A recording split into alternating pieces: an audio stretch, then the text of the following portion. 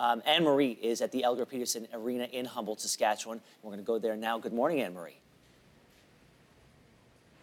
Hey, Ben and Lindsey, good morning to you. You probably recognize this arena already. You've seen it on social media. If you were watching the vigil last night, as so many Canadians were, you would have seen it there. That ring of flowers behind me there at center ice, those are all flowers from the community. People who are arriving at this arena all day long, wanting to remember the team that they loved. Also of note behind me is the Broncos bench, which is empty and stayed empty for much of the day and much of the vigil. That team will be rebuilding next year. We're going to ask the team president about that a little bit later. But, you know, yesterday was a day that people were waiting for. They were looking for a time when they could come here, gather together, and openly grieve. We had a chance to speak to some people after the service, after that moving ceremony. Have a look.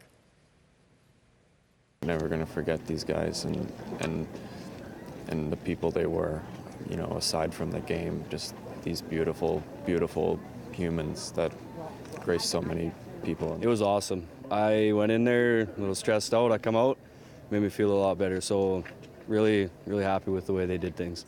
Humboldt's known for its hockey, and we're just grateful for everybody's support here today. I'm so happy that this platform was created for people to come to, almost like a refuge and a place to find help and hope.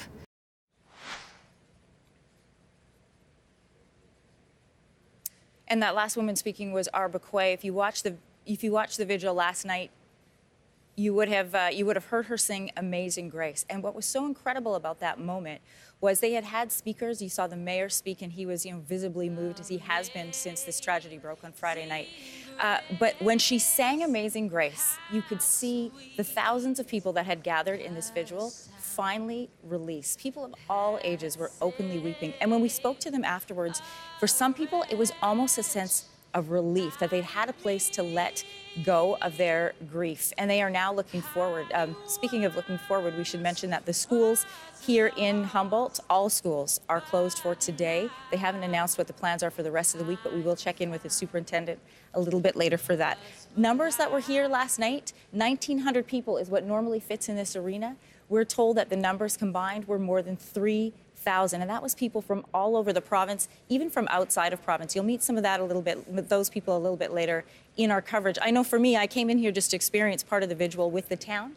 People were lined up behind, 3 people deep. Everybody just wanted to be here, to share together, and to start to move forward. So stay with us. We're going to bring you much more coverage and some of those conversations a little bit later in the show. I'll send it back to Lindsey in Toronto. Now, we'll be checking in with you frequently, Anne-Marie. Now, RCMP have identified all 15 victims.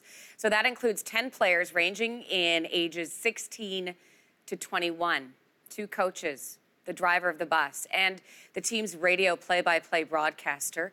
Many are from Humboldt, but they also come from Edmonton, Lethbridge, Slave Lake, St. Albert, Carrot River, Saskatoon, and Strasbourg.